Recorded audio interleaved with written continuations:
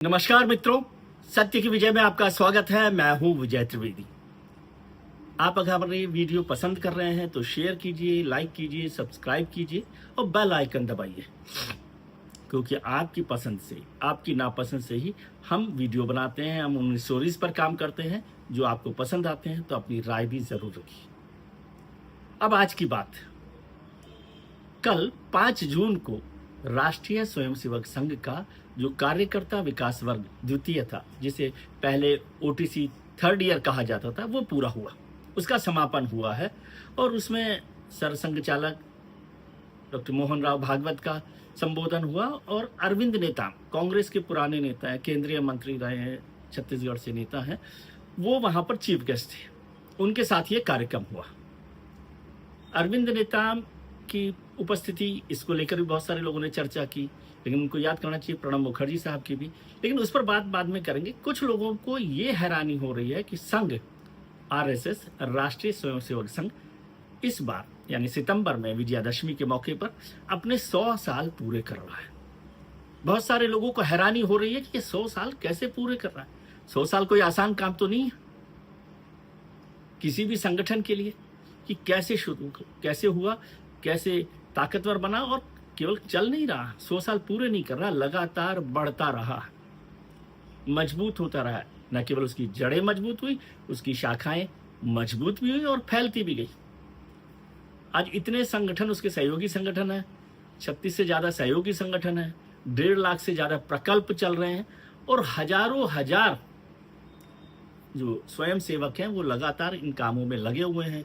प्रचारक लगे हुए हैं जो काम कर रहे हैं अलग अलग प्रकल्पों में, अलग अलग इलाकों में, अलग अलग कार्यक्रमों में, और उन सब के लिए लगातार संघ काम कर रहा है। कोई क्षेत्र नहीं बचा, जिसके लिए आजकल कहा जाता है कि संघ के लिए जीवन का कोई क्षेत्र नहीं बचा जहां संघ के स्वयंसेवक आपको नहीं मिलेंगे, या संघ की कोई शाखा नहीं है।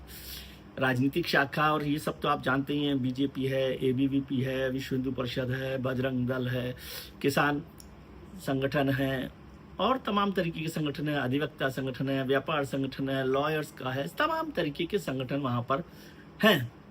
और राष्ट्र सेविका समिति 1936 में जो बनी, तो उसमें सब चीजें हैं, लेकिन उसके बाद भी ये लगातार चल रहा है। क्या वजह है?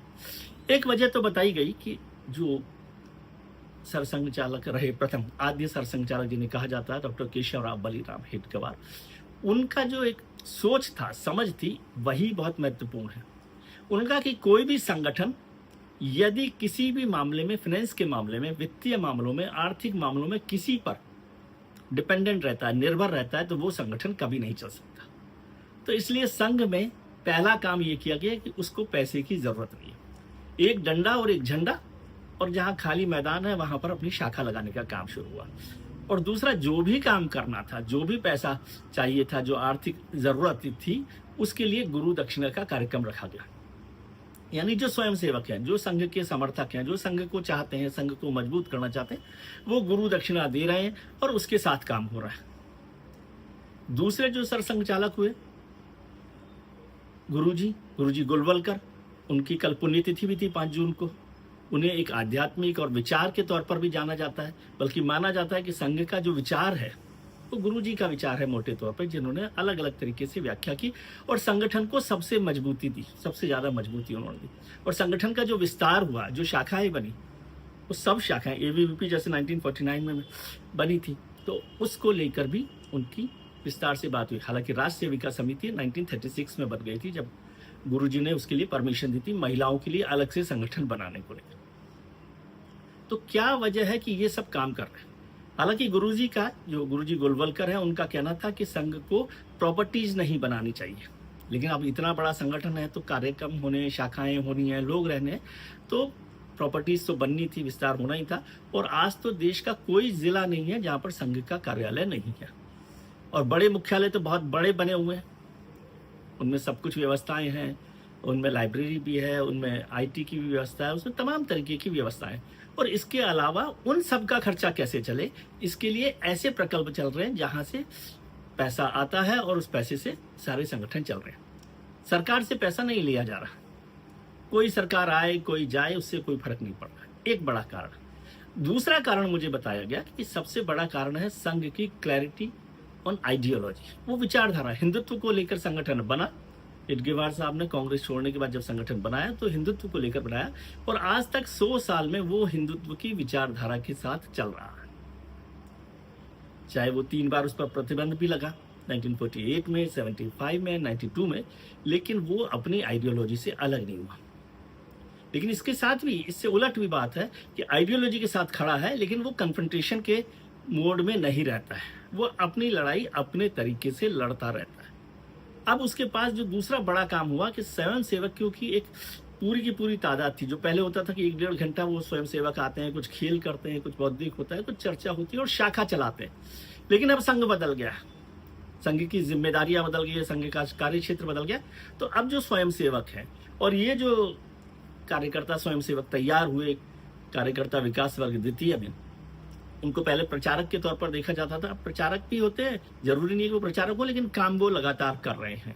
तो उनका काम लीडरशिप का काम है।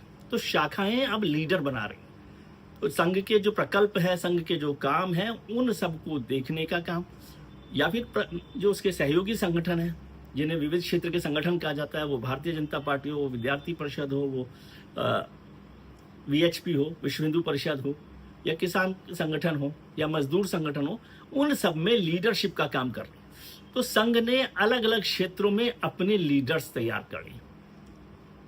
तो लीडर्स जब तैयार हो जाते हैं तो कोई संगठन ज्यादा मजबूत हो जाता है। तो आज उसके पास हजारों लीडर्स हैं और लाखों तादाद में उसके कार्यकर्ता हैं, स्वयंसेवक हैं, जो इस संगठन को लगातार चला रहे हैं, और वो सरकारों पर निर्भर नहीं है। देश में ही नहीं, पूरे विदेशों में भी, दुनिया भर के देशों में भी वो संगठन काम कर रहे हैं, अलग अलग नाम से कर रहे हैं। आरएसएस जो है वहाँ पर एचएसएस के नाम पर काम कर रहा है, लेकिन लगातार वहाँ पर काम हो रहा है। हिंदुस्तान की डायस्पोरा पर काम हो रहा है। आप देखते हैं बांग्लादेश में जब हिंदुओं के मसला आता है तब भी वो बोलते हैं, और तमाम तरीकों की बात कर रहे हैं। तो ये आइडियोलॉजी की क्लैरिटी वहाँ पर संघ में दिखाई देती है। तीसरी बात, संघ के दरवाजे सबके लिए खुले रहते हैं। बहुत सारे लोग हैरान होते हैं कि संघ जो है हिंदुत्व की विचारधारा वाला है, लेकिन क्या होता है, जब भी ये जो तृतीय वर्ष जिसे आजकल कार्यकर्ता विकास वर्ग द्वितीय कहा गया है, वहां पर जो गेस्ट होते हैं प्रोग्राम के, वो दूसरी विचारधारा के लोग आते हैं, जो संघ की विचारधारा के लोग नहीं होते। 2018 में आपने ध्यान नहीं दिया होगा, जब काफी चर्चा हुई थी, प्रणब मुखर्जी साहब आए थे, अभी कांग्रेस के नेता अरविंद नेताम आए हैं। 2007 में रिटायर्ड एयर मार्शल थे, एयर चीफ मार्शल टिप्पणी साहब, वो आए थे। लेकिन उसमें साफ बात है, ये आरएसएस अपनी पीआर एक्सरसाइज के तौर पर देखता है कि वो पीआर एक्सरसाइज हो ताकि वो लोग भी आरएसएस को समझ सके।